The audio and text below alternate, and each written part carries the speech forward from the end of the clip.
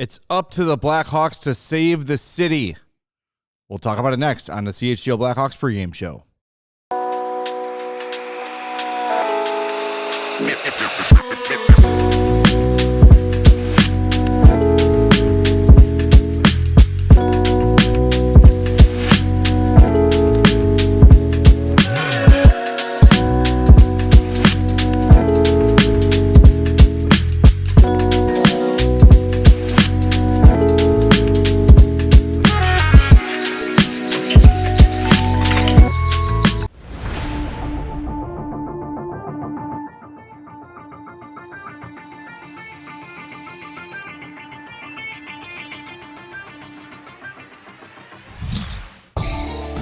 Welcome into the CHGO Blackhawks pregame show presented by Bet365. Download the Bet365 app.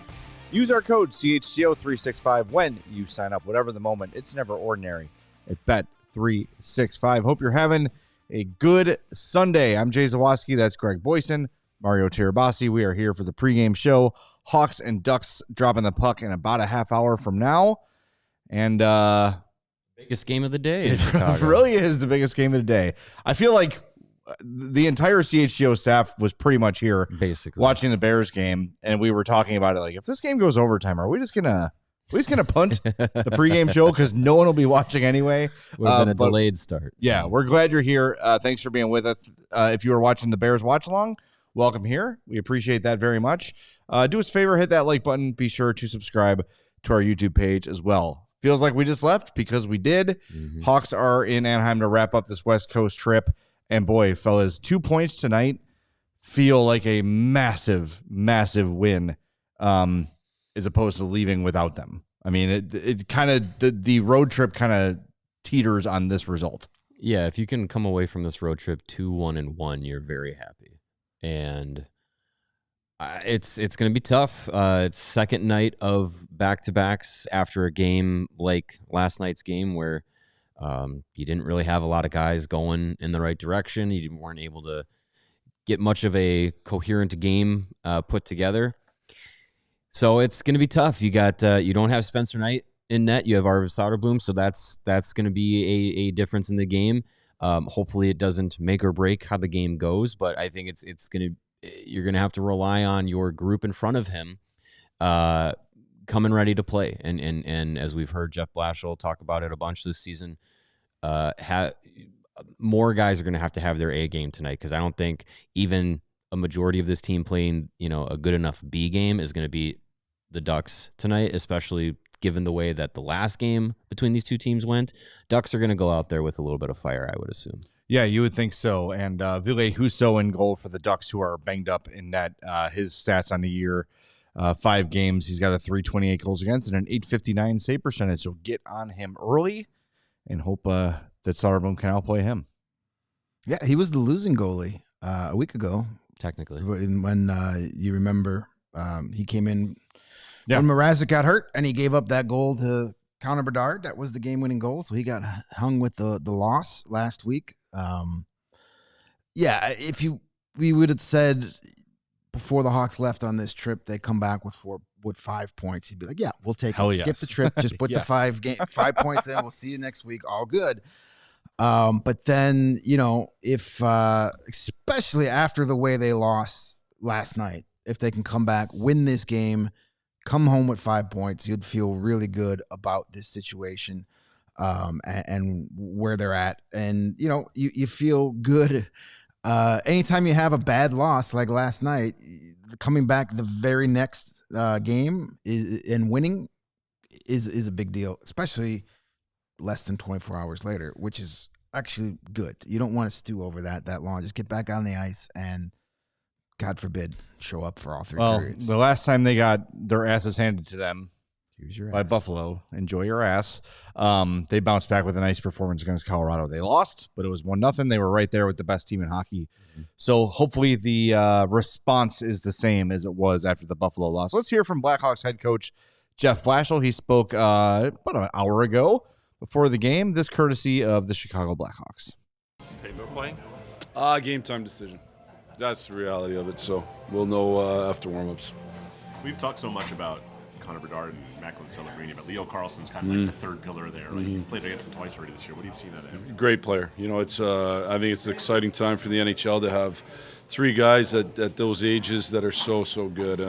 You know, obviously we think we know we've got a special one in Connor, but Leo's a really good player, and it's been fun to watch these few games. They got a number of good young players like we do, so it's kind of a fun matchup to see not only where everybody sits today. Both teams want to win now, but also kind of, you know, what looks like it might be a good battle as we head into the future as well. Would you put Connor on the Olympic team? Well, first off, I'm American. So, or let's just get him to change his citizenship. I think someone suggested that, actually. Yeah. Different note, but his face-offs have improved a lot this year from where they were the last 2 years. How do you see that helping him just with getting the puck more? Yeah, no, for sure. I think it's an area that you know, all our young centers can continue to improve, but have improved. I think that, you know, they go through nights where they're really good. I think part of it's just a learned process. Part of it's, I think, as you get to the league, you get a little more relationships built with the linesmen. You know, I talked to Michael Peck about this just the other day, and you know, Michael works with our centers, but it hasn't been anything like big technique changes or things like that. I think his big thing to start is like find what works for you, but it starts really with just the competitiveness in the circle and how much you value that getting that puck. And I think when you're kind of coming up, you end up with the puck all the time anyway, so it's maybe not as valued, but as you get into the league, you start to value it even more. I wasn't around when Pavel Datsyuk came in the league, but I was told when he first came in, he wasn't a great face-off guy, and by the end, he was one of the best. You know, I know it's something that as you kind of get going in your career, you realize how important it is to have that puck. Quick turnaround, good opponent, tough game last night, and end of a road trip. Is this one of those games where you're going to learn something about your team? Yeah, I think. Well, honestly, to be honest with you, lads, they all are. These are moments that, you know, aren't necessarily set up to be advantageous, but you know, that's the way the league is now. I would also say, you know, when it's a back-to-back and you travel 15 minutes, it's a pretty light back-to-back. So there's zero excuse here today. We got to go play a good hockey game. We could play a really good game and maybe not get the outcome we want, but let's make sure we play a really good game. If we do that, I like our chances. You've been resilient after a loss. You're getting points. Yeah. So Yeah. That's something that do you see something in the locker room that tells you they're ready to go? Is there professionalism? Yeah, well, I would say it's you know, I think there's advantages to being a young group. You're young and you just go, you know, you lace them back up, and I think they look forward to the next challenge. And you know, we didn't dwell on it for this morning. Like, we just went through some areas that we know we are going to have to be better against a really good team. But then other than that, like, it's a loss. Let's move on and take this next challenge. And that's the way this league is. It just keeps churning out games. You got to find a way to get as many points as you can. All right, we're back. That is Jeff Blashill, courtesy of the Blackhawks. So it looks like Teuvo Teravainen will be in. He is taking warm-ups. He is taking line rushes. He is with Dickinson and Mikheyev on that third line. So you have Bedard, Green, Burakovsky, Nazar, Moore, Bertuzzi, Dickinson, Teravainen, Mikheyev, Donato, and Slaggert are your extra forwards, which means that Lafferty and Colton Dach would be the healthy scratches if indeed Teravainen plays, and it looks like he will. Your D pairs, Vlasic, Levchinov, Kaiser, Crevier, Grzelcyk, Murphy, and Renzel, Arvid Soderblom, and net. So a little bit interesting that on a night we are expecting a physical, grindy, maybe a little bit spicy matchup, that they would opt to take Colton Dach out. Yeah, that is an interesting choice, but I mean, I think outside of that element of it, I'm not so sure that you're really missing a lot with Dach, outside of the physicality and the way that he's played in that role for the most part this season. So maybe you're opting for a faster lineup to get Teravainen back, and you put Slaggert in there over Dach, so you try and maybe beat them with speed rather than trying to match up the if there's shenanigans. So yeah, I mean, it's not a choice I'd make given the matchup, but that's why I'm not head coach. Not yet. Not yet, at least. Yeah. It's a little surprising, but I would think, you know, the coaching staff saw something last night they, you know, didn't care for. You know, maybe we get the in honor of the Ducks playing the Hawks tonight. The coach crew, we need more. Sure. So I don't know. We need better dubs. I mean, Colton Dach played over 13 minutes last night, which is a little more than average for him, and was an even. Was not they didn't have a plus minus in a game that gave up 6 goals, so that's impressive. But obviously the coaching staff saw something, or maybe he's not feeling well. Who knows? Interesting move, but as you said, Mario, I don't think it's going to like tilt the ice one way or the other. Colton Dach has been the Blackhawks' best hitter, their most physical guy this year, the guy that's usually first to jump in to protect a teammate. But in between the whistles, he's kind of just there most nights. Well, he's been on the second unit of the power play pretty frequently too, so it'll be interesting what changes they make there. Who might get a look in that situation? So we'll see. It's curious. I know that they don't like to sit guys too long, so getting Landon Slaggert in the lineup makes some sense too, because it's been some time since he's played. So I know you want to get him in. I don't know. I'm just surprised it's him. But again, you're not going to scratch Donato. You're not going to scratch any of the other 9 forwards. So if you're going to scratch somebody to get Slaggert back in and Tavo's playing, it's probably going to be Colton Dach. So, and as we've heard Jeff Blashill say all season, I mean, I know, we expect tonight to be a little chippy because of the way the last game ended. But as Blashill has told us time and time again, anytime you ask a question about the other team, he says, I'm not worried about what they're doing over there. I'm focused on what we're doing. So he obviously is not too concerned about that tonight, where he feels I have to have Colton Dach in the lineup to protect our guys. He's like, I want to win a hockey game. I'm not out here worrying about what the Ducks are going to try and do. And that's good. Yeah. He shouldn't. So we'll see. It's going to be, it'll be an interesting, I really do think there will be some fireworks early, but sometimes you hype these things up and then the game starts and it just never happens. It never comes to fruition. And especially when the most of the commotion from that last game was between Connor Bedard and Mason McTavish, who are admittedly really good friends. Like, they're not going to drop the gloves tonight. Oh, I don't know. I mean, sure, if it happens, but I don't think you're going to see a Four Nations face-off with 3 fights in the first 4 seconds of the game. No, but it's... but on a night when you're facing a team that has a Radko Gudas and a Jacob Trouba, 2 guys who have long histories of being turds. Call it left elbow and right elbow. The Ducks were out there celebrating Trouba hitting another young player in the head on their social media the other night. So, when you have those 2 guys on the ice, you probably want a little more of a guy out there that can answer the bell. But again,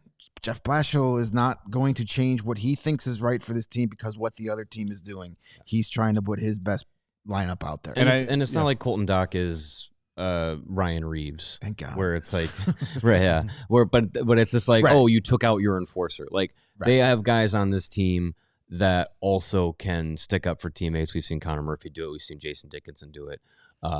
It's not a foreign or it's not something that only Colton Dach does. He does it probably the most, and I'd say most effectively out of the group, but they have other guys that should there be the shenanigans, they have guys that the other part of this too, and if you caught us on a late night postgame show last night, thank you.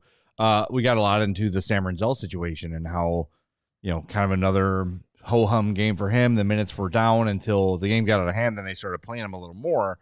Maybe this would have been an opportunity to go 12-6 for the first time in a while, but Blashill has not seemed, at least publicly, and at least based on the rosters, to lose any faith in Colton and Sam Renzel. So we'll see how that's something to keep an eye on as well. I think, if I was predicting what might happen tonight, I would have thought 5 times out of 6, I would have bet that it would have been Renzel sitting, not Colton Dach. But if this is our biggest issue, if this is our biggest complaint this far into the season is like, Colton Dach got scratched. What the hell? Yeah, right. Things are going pretty well despite a 6-0 loss last night. Yeah, I think that was something that I was thinking about on the drive home last night as I was white knuckling it on the highway through the snow. Just how, in perspective, where we were 365 days ago, having just fired Luke Richardson, leading up to the Winter Classic, you're in dead last, and how this season is, where I think you brought it up the other day, like they didn't reach 30 points until basically mid-January last year. Now you're already there now at the beginning of December.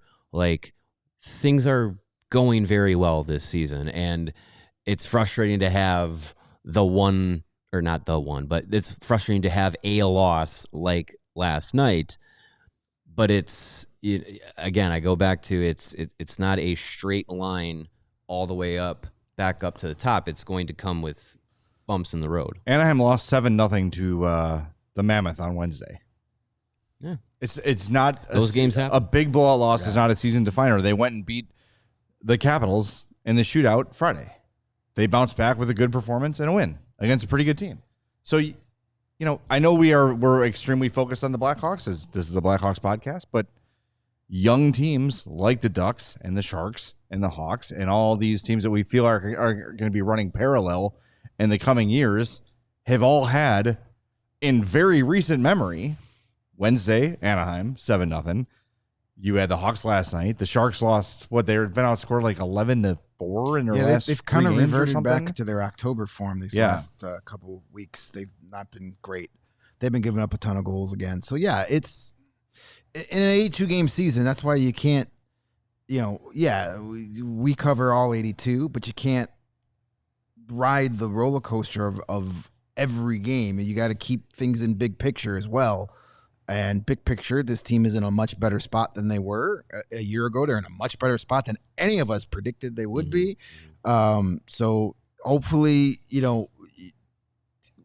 this doesn't lead in. Last night doesn't lead into tonight. Like, that Buffalo game, I think, was a product of the Seattle game the night before with the controversial ending. I think that carried over. And that led to a lousy game. And that was back-to-back. Yeah, that was the second of a back-to-back. So now you got the lousy game out of the way on the first night of back-to-back. So, this room has a lot of pride. So let's see that from the puck drop. Yeah, I mean, if there's anything they've proven this year is that they are not – it is a team with high character. And they have not let the bad moments define them. They have bounced back from bad moments. And, look, if they come out tonight and they lose again 6-0, okay, then you start to, put some caution flags up, right? Because it becomes concerning. But I don't know. There's just a lot of maybe it's Bears lag. People are upset about the Bears game, but there seems to be a lot of like, I don't know, this one is going to get out of hand again. I don't know. I feel like we've seen enough from this team to know they're not just going to get pantsed every night they play, and one game should not inform everything. So you would hope not. Yeah. And I do think, like, if you read what Mark Lazarus wrote about Teuvo the other day for The Athletic, it was really good. And all of his teammates sort of talking about the little things that Teuvo brings to the table. Now, would Teuvo of Tirabassi been the difference in a 6-0 game last night? No. Absolutely not. But he makes a pretty significant difference. One more shot and so many more passes. Yes. Oh, the passes would have been, what was the pass Corsi? That would have been. See, I don't think that's they got to name that someone, to Teuvo. When Teuvo retires, that, yes. They'll call that the Teuvo stat. Teuvo 4 percentage. Your Teuvo 4 percentage. Exactly. Your TF percentage. Yeah. Slaggert back in. Maybe he's the guy that can be to answer if there's any physicality. I don't love him against Gudis or Trouba. One career fight. Yeah. In the NHL? They just, with Doc out, they just don't have it. So. Yeah, I don't think Landon Slager's going to do that. Yeah, I mean, no. This might be a show us something type of game for Slaggert, because the way they've played him, or I should say not played him, I would think when they get back home, he's, might want to get the old iPass charge, make sure he's got enough money to get him to Rockford. So maybe tonight's the night where you go, all right, let's see what you got here. Make us make a hard decision. I mean, I don't have high expectations that he's going to be a difference maker in this game, but see what he does. Here's an idea: like, don't worry about getting into fights. Don't worry about protecting guys. Go out and play your game. Go out and get a 2-0 lead early, and play your hockey. And the Blackhawks have no reason to fight the Ducks tonight. The Ducks want to be, you embarrassed us by making us blow a 3-goal lead last game. We have to fight you. Skate away. Okay, great. It's stupid. Take the power play. Exactly. Right? Go if they want to do something with it. the best way to piss them off even more is to just go out there and beat their ass for 60 minutes. Try that.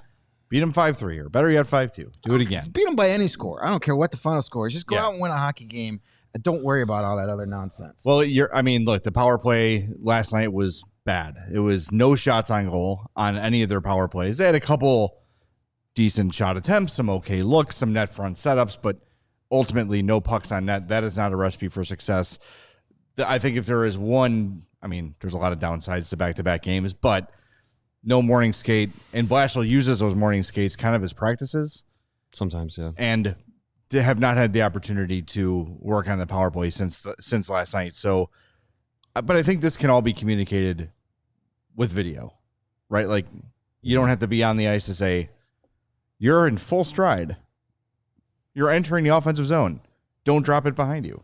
Well, that's what you would say. Just keep going. Well, I would think that the coaching staff can communicate that as well. I would think they have a similar philosophy that I do.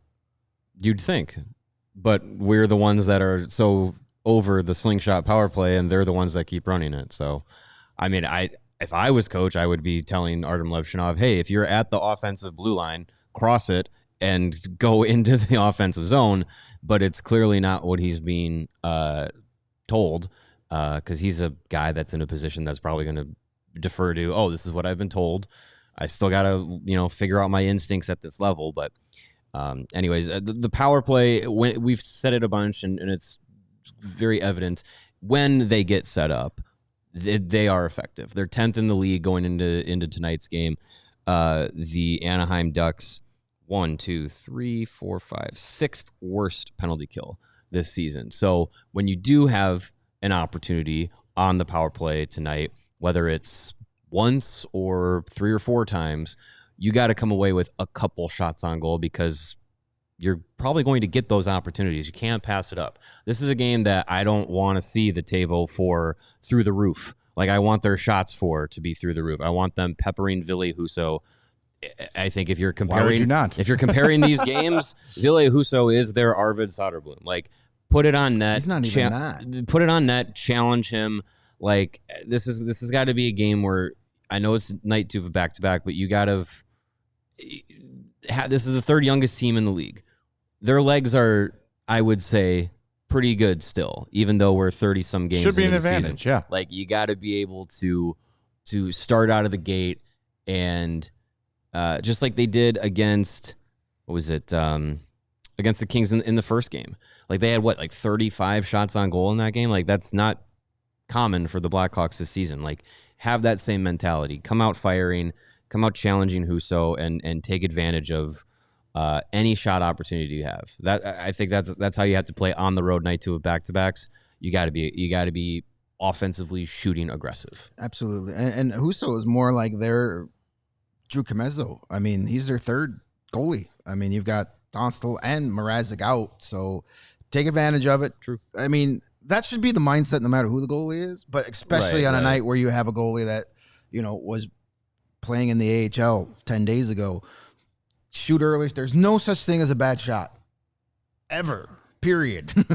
Just shoot the puck. Get it on net. You never know what's going to happen. Hockey's a weird sport. Things bounce around. There's all kinds of craziness going to happen, but none of that can happen if you don't shoot the puck. Right. No such thing as a bad shot tonight. And I just want the one guy I want to see get back into his groove, because he's coming off his worst game probably since he got here, was Tyler Bertuzzi last night. He's been so good all season long.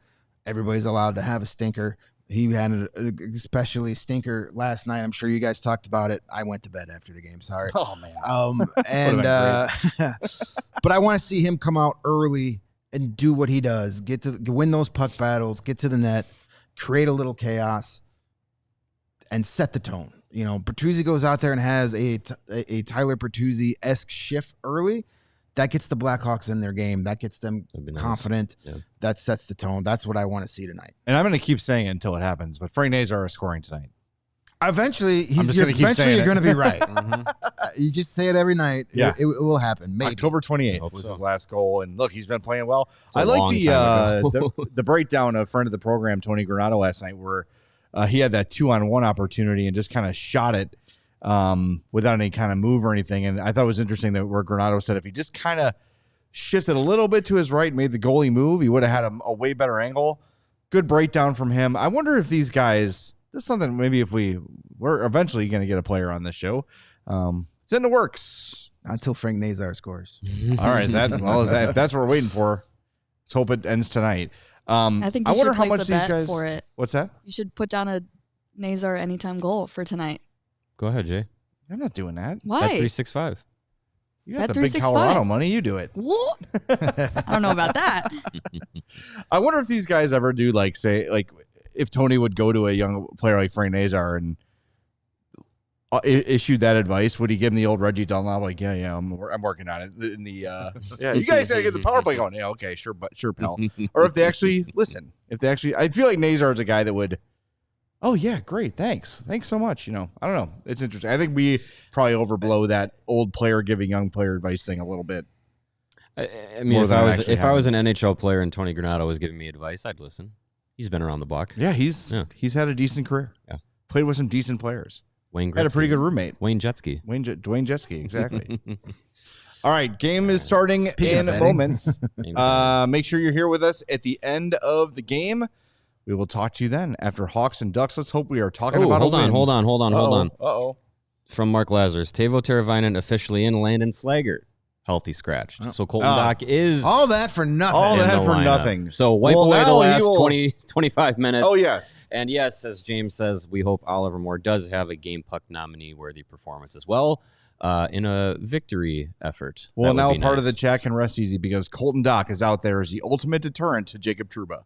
There you go. Just don't even publish this. We just wasted. Jacob Trouba's never elbowed anybody with an enforcer on the other team. We've wasted 7 minutes of our lives that we'll never get back. All right. Talk to you after Hawks and Ducks later on the CHGO Blackhawks podcast presented by Bet365. We all silly like the mayor.